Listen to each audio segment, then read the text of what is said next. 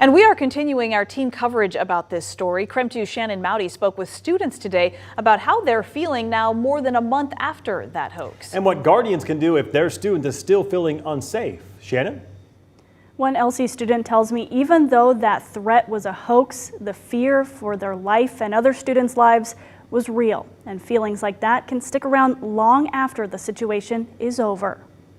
Lewis and Clark High School is quiet on this Tuesday, vastly different from the confusion and fear of December 9th when police responded to a school shooter hoax. Even though it wasn't the real thing, it was still, I'm sure it was traumatizing to other people, and me personally, I was scared for my life. Students like freshman Pantera are still feeling the lingering impact. I've never dealt with a situation like this. Because even though a threat may be fake, the fear and uncertainty we feel are not, says counselor Sonia Combs. Yeah, our brain doesn't distinguish between an actual threat and a perceived threat. It just goes into threat mode. She says talking to your kids is important after a traumatic event because it helps them process the situation even though it's over. Let them tell you the story of what they experience and also what they might be thinking. Look for changes in your child's behavior, Combs says. Well,